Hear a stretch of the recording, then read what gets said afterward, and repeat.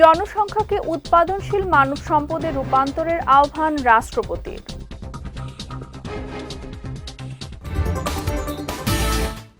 কাল বরিশালে যাচ্ছেন প্রধানমন্ত্রী তারেক রহমান, উৎসব মুখর দক্ষিণাঞ্চলের পরিবেশ।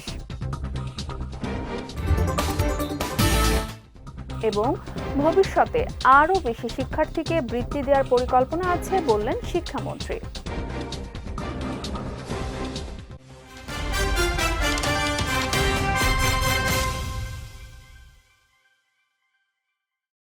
আসসালামু আলাইকুম। পুষ্টিজা নিবেদিত বিজয় রাতের সংবাদে আমন্ত্রণ জানাচ্ছি আমি সাদিয়া রেজওয়ানা তন্নি। শুনছিলেন শিরোনাম, এবারে বিস্তারিত।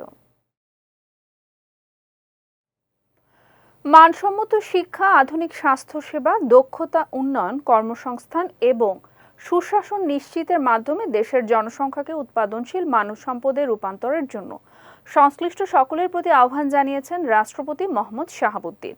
দুপুরে রাজধানীর ওসমানী স্মৃতি মিলনায়তনে বিশ্ব জনসংখ্যা দিবস উপলক্ষে আয়োজিত অনুষ্ঠানে প্রধান অতিথির বক্তব্যে তিনি এই আহ্বান জানান। বলেন, গুণগত ও পরিকল্পিত জনসংখ্যা একটি দেশের প্রধান সম্পদ ও শক্তি।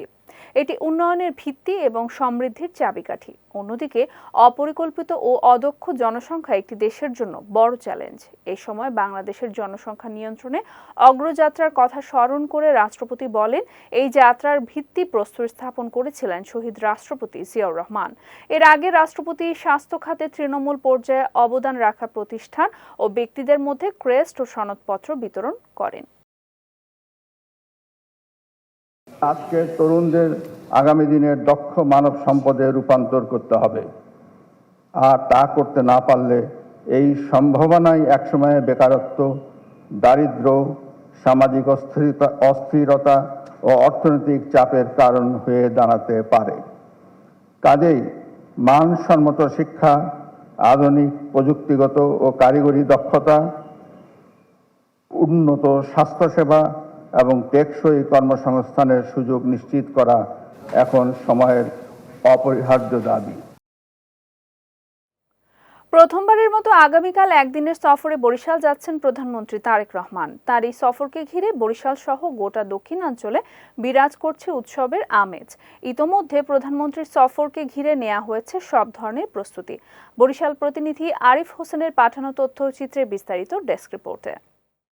নির্বাচনের আগে বরিশালে এসে দক্ষিণাঞ্চলের উন্নয়নের যে প্রতিশ্রুতি দিয়েছিলেন, প্রধানমন্ত্রী হওয়ার পর সেই প্রতিশ্রুতি বাস্তবায়নের অংশ হিসেবে কাল বরিশালে যাচ্ছেন প্রধানমন্ত্রী তারেক রহমান। এদিকে তাকে স্বাগত জানাতে বরিশাল নগরীসহ দক্ষিণাঞ্চল জুড়ে চলছে আনন্দ মিছিল ও বর্ণাঢ্য শোভাযাত্রা। জেলা ও উপজেলা পর্যায়ে শেষ হয়েছে প্রস্তুতি সভা। নেতাকর্মীদের পাশাপাশি সাধারণ মানুষের মধ্যেও দেখা গেছে ব্যাপক উৎসাহ। প্রধানমন্ত্রীর সফর উপলক্ষে সার্কিট হাউস, জেলা শিল্পকলা একাডেমি সহ গুরুত্বপূর্ণ স্থানগুলো সাজানো হয়েছে নতুন সাজে। বরিশালে প্রতিটা রাজপথ, প্রতিটা মহাসড়ক তিল পরিমাণ জায়গা থাকবে না। প্রতিটা মানুষ তারেক রহমানকে শুধু দলীয় কর্মী হিসেবে না, বরিশালবাসী তাকে দেখার জন্য উৎসুক হয়ে আছে। সফরে খাল খনন, বৃক্ষরোপণ সহ বিভিন্ন উন্নয়নমূলক কর্মসূচির উদ্বোধন করবেন প্রধানমন্ত্রী। স্থানীয়দের প্রত্যাশা, ভাঙা কুয়াকাটা মহাসড়ক 6 লেনে উন্নীতকরণ, বরিশালে রেল সংযোগ এবং ভোলা বরিশাল সেতুর মতো গুরুত্বপূর্ণ প্রকল্প নিয়েও দিক নির্দেশনা আসবে। বরিশালবাসীর উন্নয়ন, বিশেষ করে 6 লেন এবং ভোলা বরিশাল সেতু আছে, গ্যাস লেন আছে, তারপরে আমাদের অবকাঠামো বিভিন্ন উন্নয়ন। এদিকে প্রধানমন্ত্রীকে স্বাগত জানাতে গৌরনদী থেকে বরিশাল নগরী পর্যন্ত প্রয়োজনীয় সব প্রস্তুতি সম্পন্ন করা হয়েছে বলে জানালেন তথ্য ও সম্প্রচার মন্ত্রী। যে আমরা ইতিমধ্যেই ফ্যামিলি কার্ড, ইতিমধ্যেই কৃষক কার্ড, তারপরে বিভিন্ন ধর্ম প্রতিষ্ঠানের আলেম এবং ইমাম মুয়াজ্জিনদের জন্য আমরা কার্ড দিয়েছি। এই প্রোগ্রামের একটা অংশ হিসাবেই দক্ষিণাঞ্চলে আগমন, এটাই তার প্রথম আগমন। আমরা দক্ষিণাঞ্চলের পক্ষ থেকে মাননীয় প্রধানমন্ত্রীর জন্য অধীর আগ্রহে অপেক্ষা করছি। প্রশাসনের পক্ষ থেকে জানানো হয়েছে, প্রধানমন্ত্রীর সফরকে ঘিরে সব ধরনের প্রস্তুতি সম্পূর্ণ হয়েছে।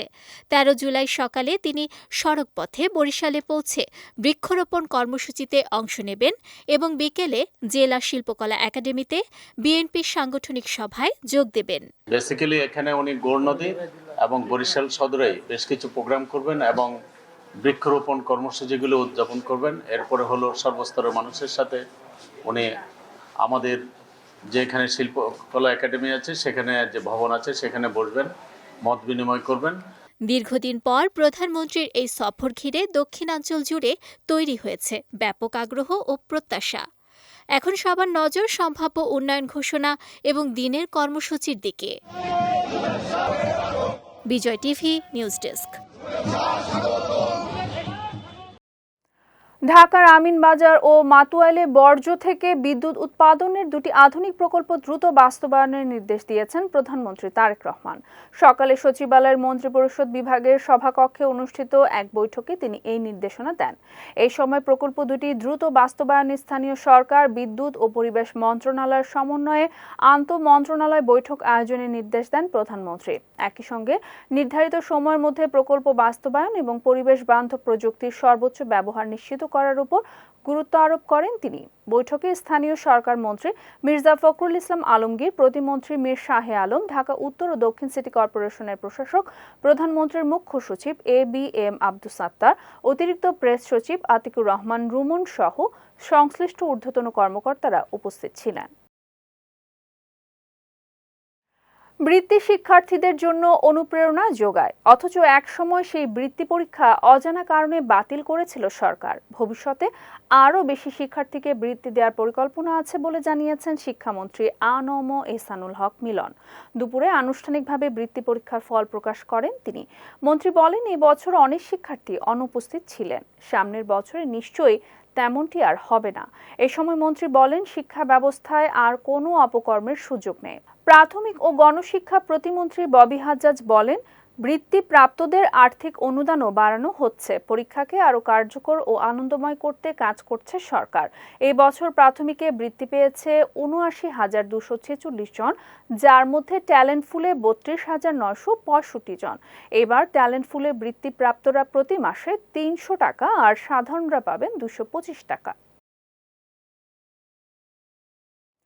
IMF এর সঙ্গে নতুন ঋণ কর্মসূচিতে যাওয়ার সিদ্ধান্ত নিয়েছে সরকার। আজ সচিবালয়ে IMF এর প্রতিনিধি দলের সঙ্গে বৈঠক শেষে এই তথ্য জানান অর্থমন্ত্রী আমির খসরু মাহমুদ চৌধুরী। তিনি বলেন, আগের ঋণ কর্মসূচিতে দেশের জনগণের স্বার্থ যথাযথভাবে বিবেচনায় নেওয়া হয়নি। তাই জাতীয় স্বার্থকে সর্বোচ্চ অগ্রাধিকার দিয়ে নতুন একটি ঋণ কর্মসূচি প্রণয়নে IMF এর সঙ্গে আলোচনা চলছে। একই সঙ্গে তিনি স্পষ্ট করেন, আগের কর্মসূচির আওতায় ষষ্ঠ কিস্তির অর্থ ছাড় না পাওয়া নিয়ে সরকারের কোনো উদ্বেগ নেই। কিস্তির টাকা নিয়ে আমাদের কোনো চিন্তা নেই। আমার চিন্তা হচ্ছে যে প্রোগ্রামে যাব, এটা বাংলাদেশের স্বার্থ সংরক্ষিত হবে কিনা। তাদের তো অনেক আছে, তাদের তো অনেক শর্ত আছে। আমি তো বলছি যে এইখানে আমি কিস্তির টাকার চেয়ে আমার জন্য যেটা গুরুত্বপূর্ণ, আমি যে প্রোগ্রামে যাব এখানে বাংলাদেশের মানুষ, বাংলাদেশের স্বার্থ, অর্থনৈতিক স্বার্থ সংরক্ষিত হবে কিনা, এটা আমার জন্য সবচেয়ে গুরুত্বপূর্ণ। আর নিশ্চয়ই, নাইলে আমরা প্রোগ্রাম থেকে বেরোলাম কেন? অনেকগুলো কন্ডিশন ছিল যেগুলো আমরা মনে করেছি সরকার হিসেবে, নির্বাচিত সরকার হিসেবে গ্রহণযোগ্য নয়। বিএনপির স্থায়ী কমিটির সদস্য সাবেক স্পিকার ব্যারিস্টার জমির উদ্দিন সরকারের মৃত্যুতে কাল দেশব্যাপী শোক কর্মসূচি ঘোষণা করেছে বিএনপি। একই সঙ্গে দলটির নেতাকর্মীদের কালো ব্যাজ ধারণের নির্দেশও দেওয়া হয়েছে। সকালে নয়াপল্টনে দলটির কেন্দ্রীয় কার্যালয়ে জরুরি সংবাদ সম্মেলনে একদিনের এক কর্মসূচির ঘোষণা দেন দলের সিনিয়র যুগ্ম মহাসচিব রুহুল কবির রিজভী। এই সময় ব্যারিস্টার জমির উদ্দিন সরকারের বর্ণাঢ্য রাজনৈতিক জীবনের কথা স্মরণ করে রিজভী বলেন, দেশের সমকালীন জাতীয় এক সমন্বিত ইতিহাস তিনি। বিভিন্ন দায়িত্ব পালন করেছেন অভিজ্ঞতার আলোকে। দেশের প্রতিটি গণতান্ত্রিক আন্দোলনে ব্যারিস্টার জমির উদ্দিন সরকারের অসামান্য অবদান ছিল বলেও জানান রিজভী। এদেশের প্রত্যেকটি স্বাধিকারের আন্দোলন, স্বায়ত্তশাসনের আন্দোলন, অধিকারের আন্দোলন, স্বাধীনতা সংগ্রাম, গণতান্ত্রিক সংগ্রাম, ফ্যাসিবাদের বিরুদ্ধে আন্দোলন, আইনি লড়াই, কোনোটাতেই তিনি পিছ পা হননি। ব্যারিস্টার জমির উদ্দিন সরকারের মৃত্যুতে বাংলাদেশ জাতীয়তাবাদী দল একদিনের কর্মসূচি ঘোষণা করছে। আগামীকাল সারা দেশব্যাপী, ঢাকা সহ সারা দেশের শোক দিবস পালন করা হবে। রাজধানী ঢাকায় রাতভর প্রবল বর্ষণে বিভিন্ন প্রধান সড়ক ও অলিতে গলিতে দেখা দিয়েছে তীব্র জলাবদ্ধতা। শনিবার দিবাগত রাত থেকে শুরু হওয়া অবিরাম বৃষ্টিতে রাজধানীর বিভিন্ন সড়ক পানিতে তলিয়ে যায়। কোথাও কোথাও হাঁটু থেকে কোমর পানি জমে যাওয়ায় সড়কের ওপরই বহু যানবাহন বিকল হয়ে পড়ে থাকতে দেখা যায়। এতে সকালে অফিসগামী মানুষ ও সাধারণ পথচারীদের পড়তে হয় চরম দুর্ভোগে। এদিকে আবহাওয়া অধিদপ্তরের তথ্য অনুযায়ী শনিবার রাত 12টা থেকে রোববার সকাল 6টা পর্যন্ত রাজধানীতে 76 মিলিমিটার বৃষ্টিপাত রেকর্ড করা হয়েছে। চলতি মাসে এই সময়ের মধ্যে রাজধানীতে এটি সর্বোচ্চ বৃষ্টিপাত। স্বল্প সময়ের মধ্যে এত বেশি বৃষ্টি হওয়ায় নগরের বিভিন্ন এলাকায় এই জলাবদ্ধতা সৃষ্টি হয়েছে। এবারে পুষ্টি চিনিগুড়া চাল নিবেদিত জেলার সংবাদ।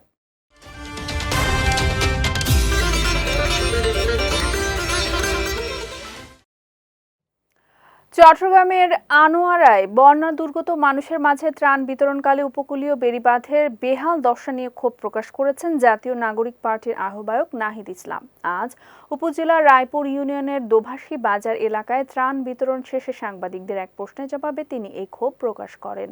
নাহিদ ইসলাম অভিযোগ করেন, বছরের পর বছর বেড়িবাঁধের সমস্যার কারণে উপকূলীয় এলাকায় কৃত্রিম বন্যা ও জলাবদ্ধতা তৈরি হচ্ছে।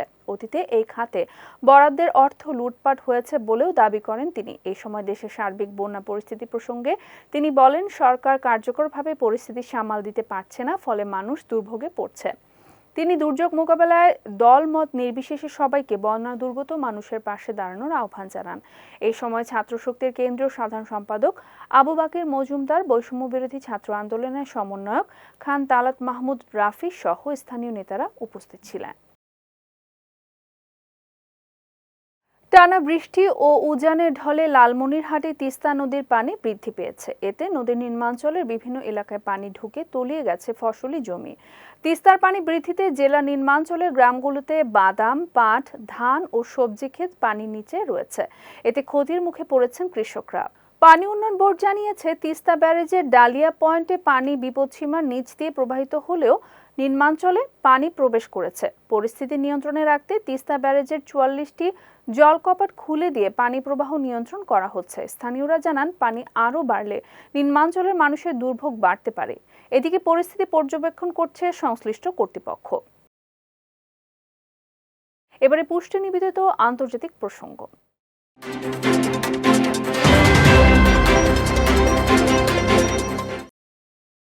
ইরানের দক্ষিণ পশ্চিমাঞ্চলের ইয়াসুজ শহরের কাছে একটি সামরিক স্থাপনায় যুক্তরাষ্ট্র বিমান হামলা চালিয়েছে বলে দাবি করেছে তেহরানের নিরাপত্তা কর্মকর্তারা।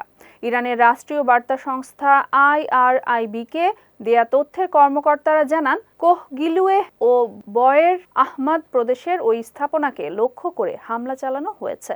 তবে তাৎক্ষণিকভাবে হতাহত বা ক্ষয়ক্ষতির বিস্তারিত তথ্য পাওয়া যায়নি। হরমুজ প্রণালীতে জাহাজ চলাচল নিয়ে উত্তেজনার মধ্যেই যুক্তরাষ্ট্র ও ইরানের মধ্যে সামরিক পাল্টাপাল্টি অবস্থান আরও তীব্র হয়েছে।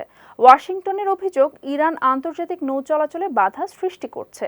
এর জবাবে ইরানও মধ্যপ্রাচ্যে মার্কিন ঘাঁটিগুলো লক্ষ্য করে হামলা চালানোর দাবি করেছে। তেহরান বলছে, হরমুজ প্রণালীর উপর তাদের নিয়ন্ত্রণের অধিকার রয়েছে, ফলে গুরুত্বপূর্ণ এই নৌপথের নিরাপত্তা নিয়ে নতুন করে উদ্বেগ তৈরি হয়েছে আন্তর্জাতিক মহলে। সৌদি আরব মধ্যপ্রাচ্যে ইরানের সাম্প্রতিক কর্মকাণ্ডের তীব্র সমালোচনা করেছে। রিয়াদ বলছে, অঞ্চল জুড়ে ইরানের হামলা ও পদক্ষেপ অস্থিতিশীলতা বাড়াচ্ছে এবং সমুদ্রপথে নিরাপত্তাকে হুমকির মুখে ফেলছে।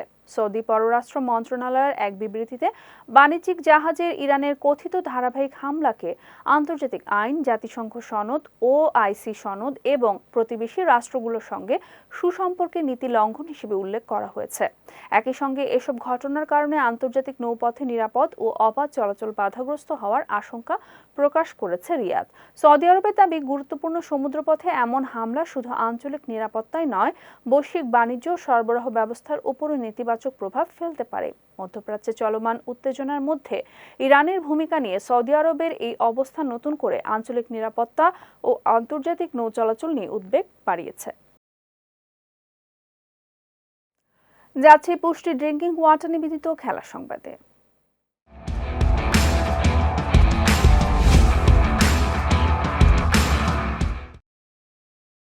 ক্রিকেটের সর্বোচ্চ সম্মানগুলোর একটি আইসিসি হল অফ ফেমে জায়গা করে নিয়েছেন ভারতের সাবেক অধিনায়ক সৌরভ গাঙ্গুলি, ভারতের নারী দলের সাবেক অধিনায়ক আঞ্জুম চোপড়া এবং ইংল্যান্ডের সাবেক অধিনায়ক কেভিন পিটারসেন। স্কটল্যান্ডের এডিনবারায় আয়োজিত এক বিশেষ অনুষ্ঠানে তাদের হাতে তুলে দেওয়া হয় এই সম্মাননা। ক্রিকেটে দীর্ঘদিনের অসাধারণ অবদান ও কৃতিত্বের স্বীকৃতি হিসেবে আইসিসি তাদের হল অফ ফেমে অন্তর্ভুক্ত করেছে। আইসিসি চেয়ারম্যান জয় শাহ নতুন সদস্যদের অভিনন্দন জানিয়ে বলেন, ক্রিকেট ইতিহাসে তাদের অবদান চিরস্মরণীয় হয়ে থাকবে। সৌরভ গাঙ্গুলি এই স্বীকৃতিকে জীবনের অন্যতম গর্বের অর্জন বলে উল্লেখ করেছেন। কেভিন পিটারসনও কিংবদন্তিদের তালিকায় নিজের নাম যুক্ত হওয়াকে বিশেষ সম্মান হিসেবে অভিহিত করেছেন। আর আঞ্জুম চোপড়া কৃতজ্ঞতা জানিয়েছেন আইসিসি ও তার ক্রিকেট যাত্রার সঙ্গে যুক্ত সবাইকে। বিশ্বকাপ ফুটবলে মিশরের সঙ্গে আর্জেন্টিনার রাউন্ড অফ 16-এর ম্যাচের পর যেমন রেফারিং নিয়ে তুমুল আলোচনা সমালোচনা বিতর্ক তৈরি হয়েছিল, শেষ কোয়ার্টার ফাইনালে সুইজারল্যান্ডের বিপক্ষে আর্জেন্টিনার 3-1 গোলের জয়ের পরও একই অবস্থা। এবার রেফারির একটি লাল কার্ডের সিদ্ধান্ত ব্যাপক আলোচনার জন্ম দিয়েছে। ঘটনার শুরু ৭১তম মিনিটে আর্জেন্টিনার লিয়ান্দ্রো পারেদেসকে ফাউলের অভিযোগে হলুদ কার্ড দেখান রেফারি। পরে ভিএআর পর্যালোচনা দেখা যায় সংঘর্ষের সময় সুইজারল্যান্ডের ফরওয়ার্ড এমবোলো ডাইভ দিয়েছিলেন। এরপর সিদ্ধান্ত বদলে পারেদেসের হলুদ কার্ড বাতিল করে এমবোলোকে হলুদ কার্ড দেখানো হয়। এমবোলোর আগে থেকেই একটি হলুদ কার্ড থাকায় দ্বিতীয় হলুদ কার্ডের সঙ্গে সঙ্গে তাকে লাল কার্ড দেখিয়ে মাঠ ছাড়তে হয়। ফুটবল আইনের ভাষায় ভুল খেলোয়াড়কে কার্ড দেখানোকে বলা হয় মিস্টেকেন আইডেন্টিটি। ভিআর প্রযুক্তির মাধ্যমে এমন ভুল শনাক্ত ও সংশোধনের সুযোগ রয়েছে। এমবোলোর বহিষ্কারের সময় ম্যাচের স্কোর ছিল ১-১। শেষ পর্যন্ত 10 জনের সুইজারল্যান্ডকে হারিয়ে অতিরিক্ত সময়ে 2 গোল করে সেমিফাইনাল নিশ্চিত করেন আর্জেন্টিনা। পুষ্টিচা নিবেদিত বিজয় রাতের সংবাদ শেষ করার আগে শিরোনামগুলো দেখে নিচ্ছি আরও একবার।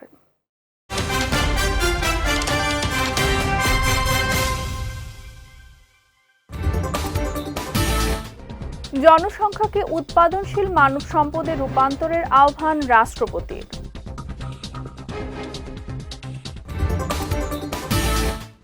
কাল বরিশালে যাচ্ছেন প্রধানমন্ত্রী তারেক রহমান, উৎসব মুখর দক্ষিণাঞ্চলের পরিবেশ। এবং ভবিষ্যতে আরও বেশি শিক্ষার্থীকে বৃত্তি দেওয়ার পরিকল্পনা আছে বললেন শিক্ষামন্ত্রী।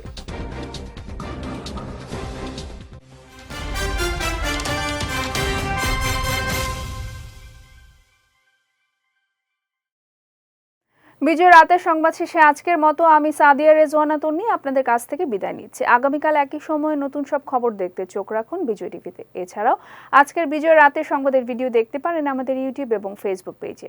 আমাদের ইউটিউব হলো youtube.com/bijytvofficial এবং আমাদের ফেসবুক পেজ হলো facebook.com/bijytvlimited। এতক্ষণ সঙ্গে থাকার জন্য ধন্যবাদ সবাইকে।